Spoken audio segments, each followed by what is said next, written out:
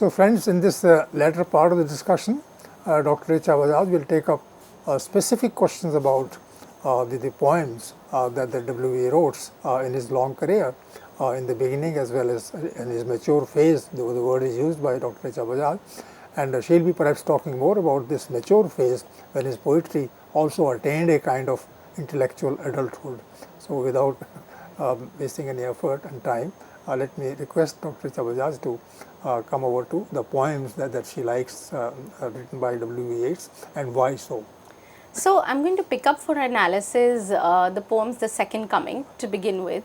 Written in 1919, The Second Coming came close on the heels of the end of the First World War that went on from 1914 to 18. Now, it was published in both The Nation and The Dial at the time in November 1920. So, looking at this particular period of the First World War, I mentioned that this is the period when the First World War is taking shape. Two, I talked about the Irish nationalism in the previous lecture, which compelled Yeats to look at humanistic values afresh, which compelled Yeats to turn to Ireland for setting theme, but also to look at revolution as such in a different way. You see, there is bloodbath that has taken shape, that has taken place in during the First World War, and the result of that has been often referred to in the Second Coming. The Second Coming in that sense has been seen as a poem that talks about the First World War, but and obviously it talks about the First World War because it's written in 1919. But remember, I spoke about the Irish War of Independence also, and I talked to you how in 1921 there was this kind of a uprising in Ireland for the Free State to get their independence from England. They were still under the weight of the English army, and they were still reeling under oppression, and they wanted to free themselves and become a free nation. So the Civil War is already in the offing. So one, the First World War is over, and two, there is another war that is brewing in his own country in Ireland, which is going to take full shape in 1922. So this poem is right in the middle of these two events, one which is going to take shape, and two which has already caused a lot of bloodbath and has made has led to this kind of misery and led to a kind of crisis at the world level. So the Second Coming therefore is an interesting poem to look at, because it was, and very interestingly, the Second Coming was written after the First World War, but it gained a kind of a cult status of an anti-war poem only in the Second World War, like post the Second World War. After the Second World War is when people started to turn to the Second Coming as a kind of a poem which depicted the situation at the time. So, and very interestingly, in W.H. Auden, who wrote a song in memory of W.B. Yeats, it's actually titled In Memory of W.B. Yeats, written in 1939 when Yeats passed away.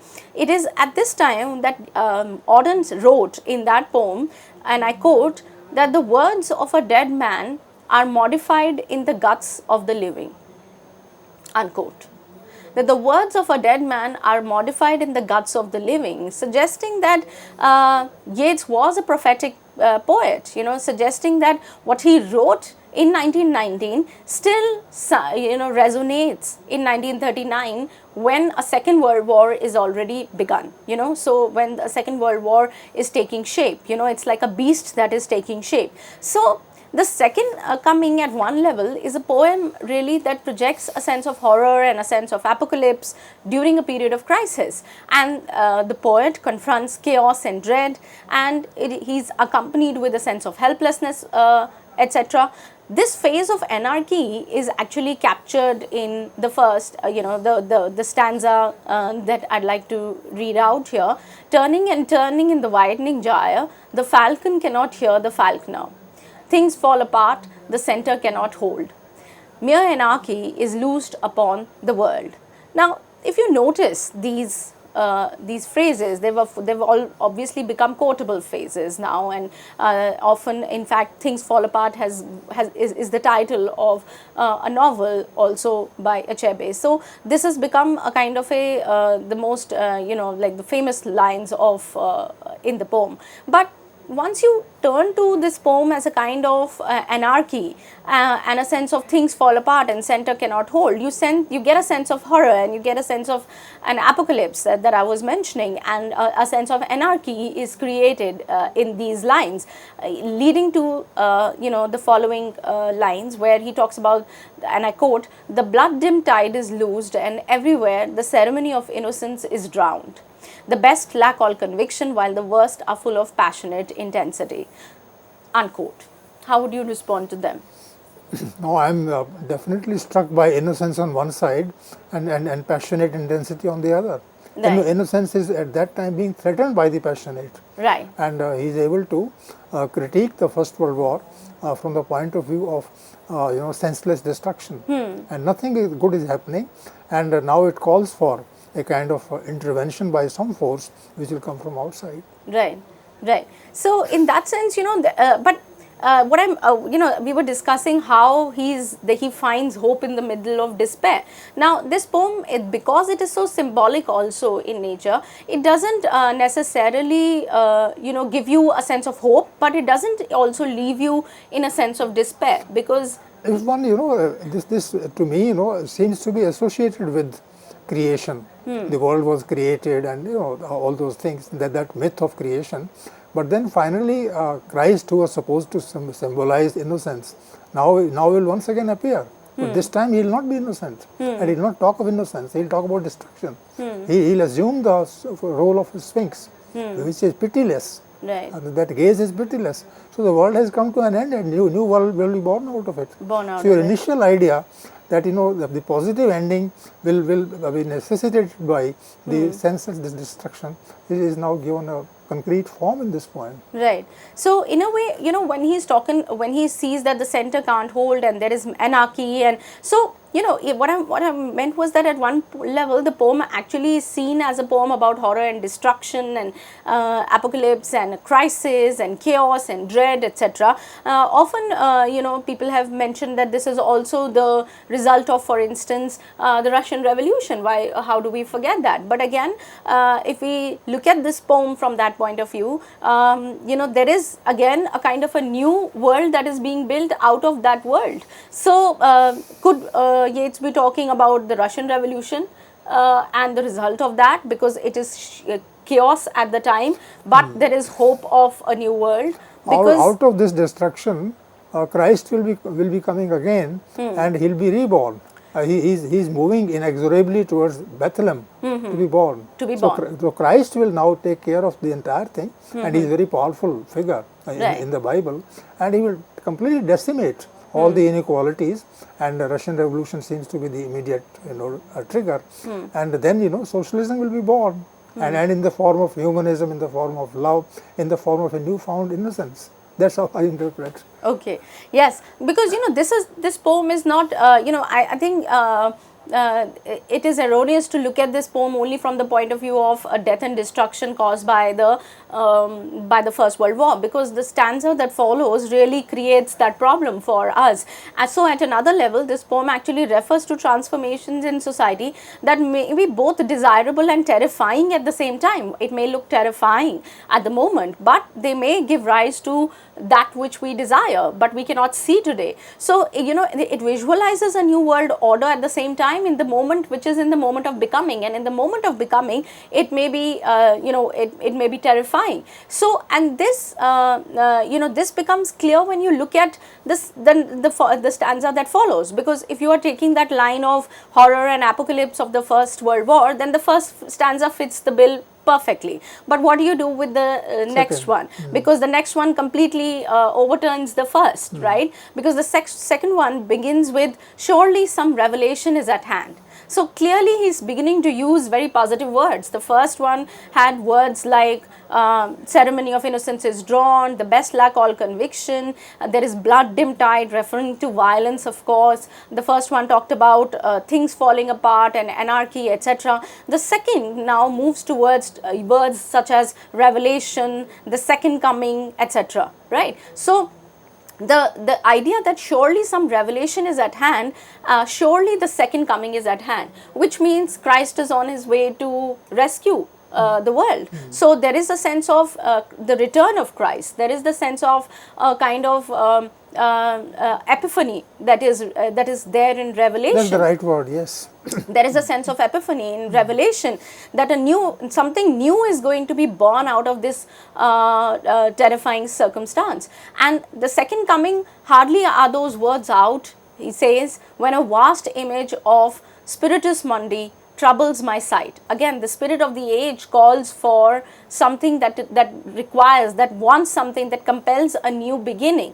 Again, things are already taking that shape in Ireland at the time. People are already, the spirit of the age, the spirit of the world in Ireland is about getting justice.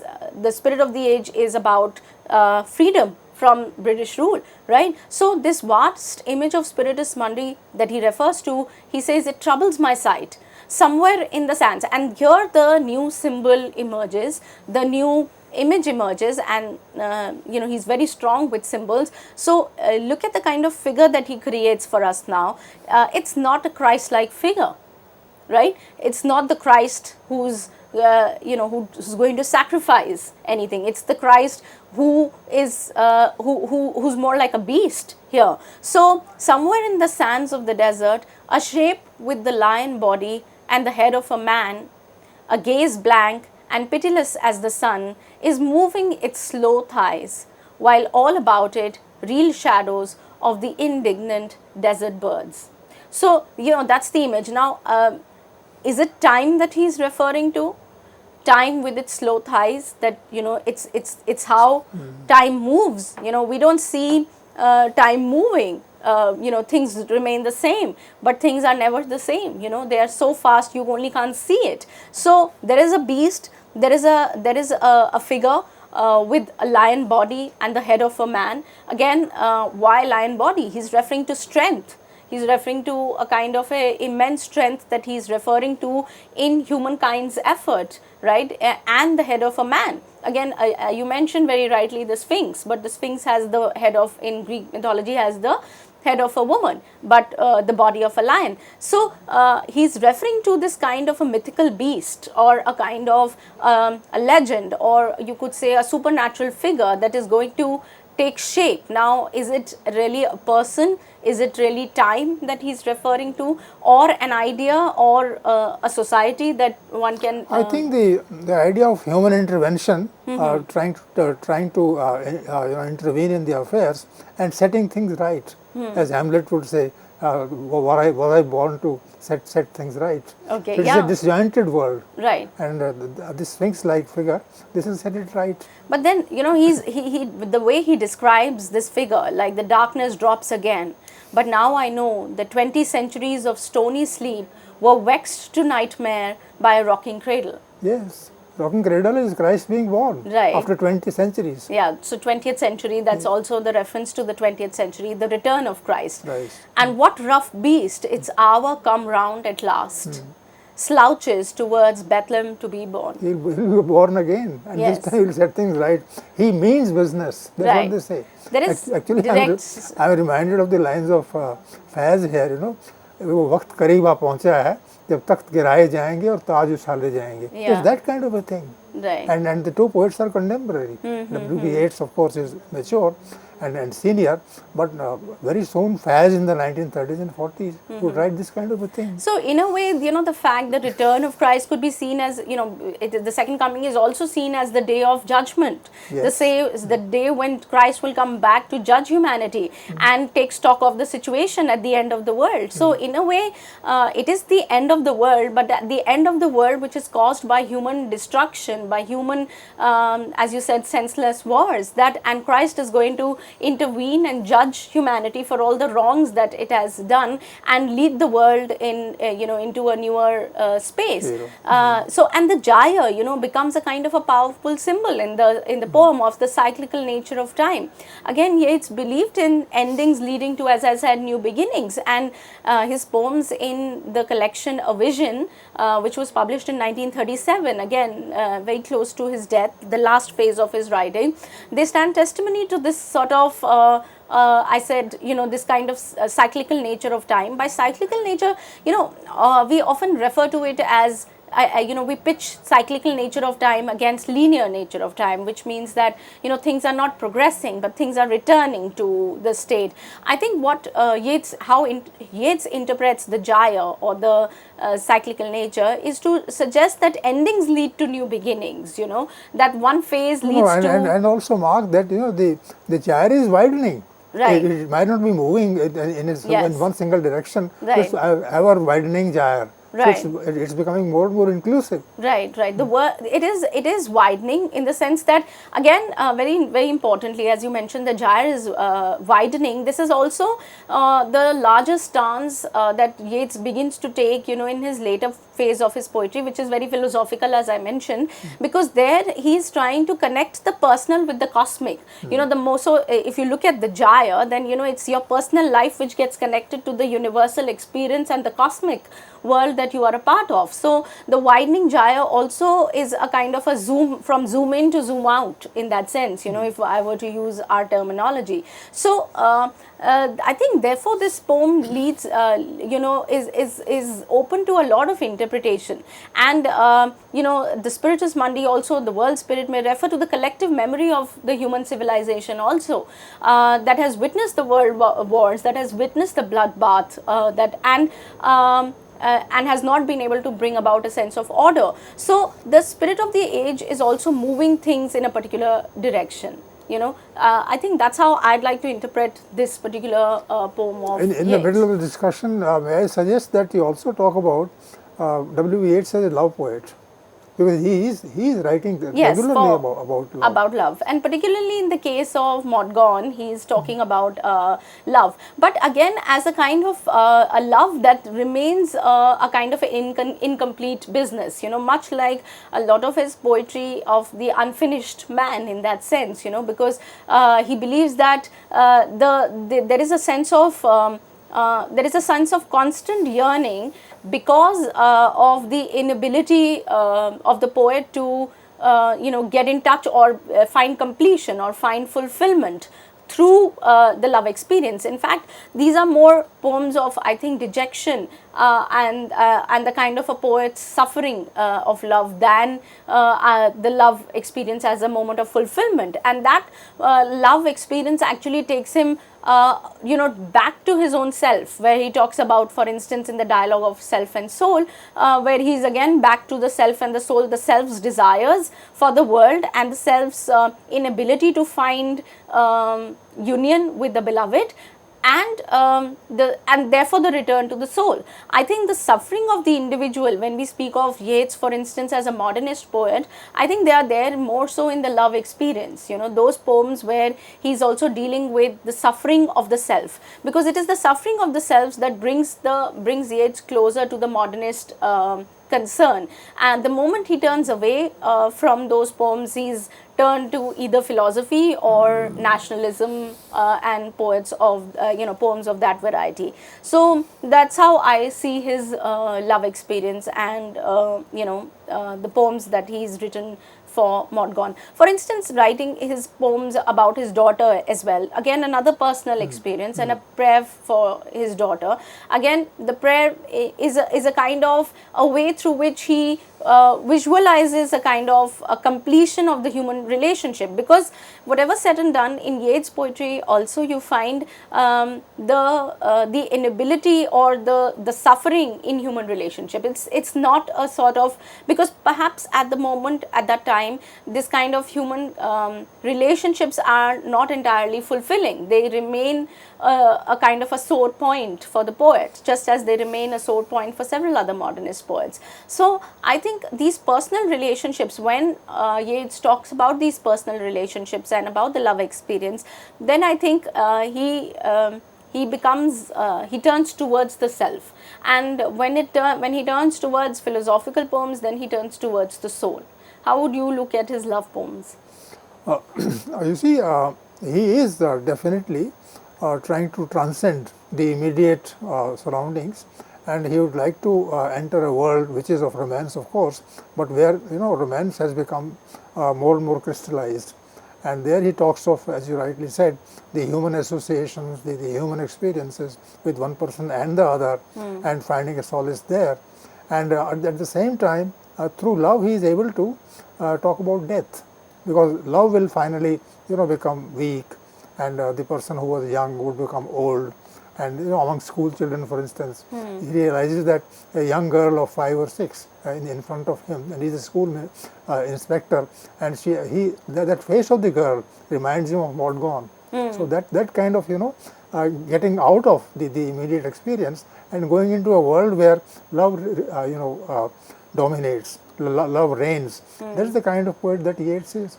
Yeah, but on death, for instance, he has a poem which is also titled On Death, right? Now, when he talks about, as you said, death, the idea of death, he also says that death is a social construct.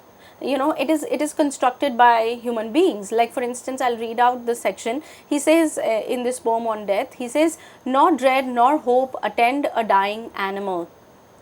Nor dread nor hope attend a dying animal. A man awaits his end, dreading and hoping all. Many times he died, many times rose again. A great man in his pride, confronting murderous men, casts derisions upon supersessions of breath. He knows death to be born, man has created death." Right?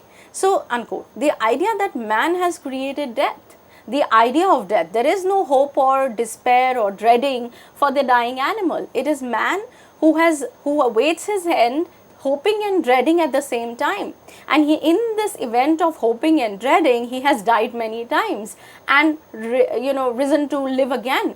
And he says that death is a construct, is a social construct that we have created. Otherwise, animals, dying animals is not dreading or hoping. So, the idea that human relationships, you connected love with death. What I'm trying to say is that he's also looking at death as a kind of as something which is given a sense of identity or meaning by human beings. That death means this. Death signifies certain things for the poet and for us. So in fact, he broadens the scope of meaning in that meaning that is pursued in life, and talking about the idea of death as something which is socially constructed. So, I think again, as among school children, when he looks at himself as a 60-year-old man looking at looking at children around him, then he is conscious and he says, "My ladder is now gone." He says, "My ladder is now gone and I must look for now other ladders that come in." So the idea that you've lived a stretch of life and now you're at a point to reflect. There is a history behind you. There is a kind of a moment behind you, and there is youth. There is innocence that is still found in life that is behind you. So I think he's again looking at relationships through a very philosophical angle. The philosophical angle obviously becomes more pronounced in his poem A Dialogue of Self and Soul, where the assertions of the self are made against the soul. So the self in fact confesses in the poem A Dialogue of Self and Soul that a living man is blind. And the soul also says, "What matter if the ditches are impure, and what matter if I live it all once more?" So there is an assertion of the self, in fact, in the declaration, and I quote, "I am content to live it all again, and yet again, if it be life to pitch into the frog spawn of a blind man's ditch." Unquote. So even though the soul asks these searching questions, for instance, the soul asks in the poem, and I quote, "Why should the imagination of a man long past his prime remember things that are emblematic of love and war?" Unquote. And the poet self reflects and gets back to the soul, saying that we must laugh and we must sing. You see, you have tried to rightly. I appreciate it. Divide this poet into two parts. One part is the soul and the self, about the society in which he lives and the politics and the ideology, and the second is about philosophy. So poetic and social kind of a vision on one side, and philosophical concerns on the other, and that the two are also connected in the sense that the first is liberating and the second is exploratory. Have I understood you correctly? Yes, I think so. But also, I'm also trying to suggest here the idea of human relationships, whether be of love with, the beloved or the daughter, family relationships as a human being. When he comes to it's the self which has desires, it's the self which is a part of all human relationships that has the last word in the poem A Dialogue of Self and Soul, because it is the self that asserts that we must laugh and we must sing, even though there is that he takes these philosophical sweeps and thinks about the larger questions, the widening gyre of knowledge, of information, of wisdom, of spiritualism, occultism, of other world, truths of the other world that enter your world. So he's taking these flights, and thinking about love and war as concepts. But then he talks about his personal experiences which may have, which may make him petty, but which may make him also at the same time rue about things, So I think he is at the same time looking at his personal self. What I'm trying to suggest here is that he doesn't stay with his personal self all the time. If he stayed with his personal self and the problems of the personal self, if he wrote only the love poems that he wrote for Maud Gonne, then he would be a very different poet. He would be a poet who would also be cynical at the end of it, because he has not been able to achieve that kind of love that he had hoped for. But the moment he turns, you see, the point is, even when the self has the last word in A Dialogue of Self and Soul, there is always the soul that comes and interjects. There is always the soul that questions, that explores, that forces the self to leave its personal domain. So I think he's a poet both of the personal, emotional truths and spiritual, cosmic, universal, truths. So I think he's trying to find a balance between these two in his later poetry. Successfully? Yes, I think so, successfully. And I mean, what is successfully? There is never an end. You can always go back and forth, and that's what he keeps doing.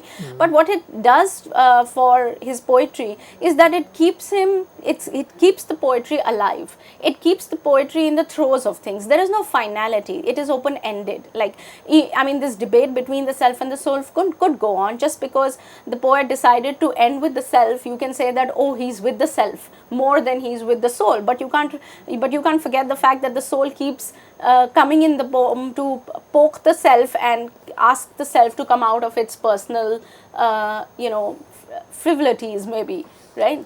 So friends, Dr.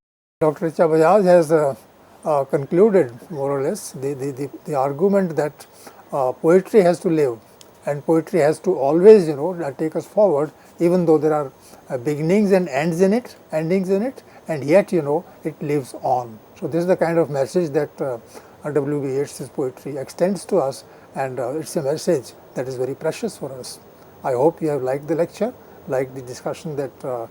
Richa Bajaj presented about W.B. Yeats's poetry, and till then, goodbye. Thank you.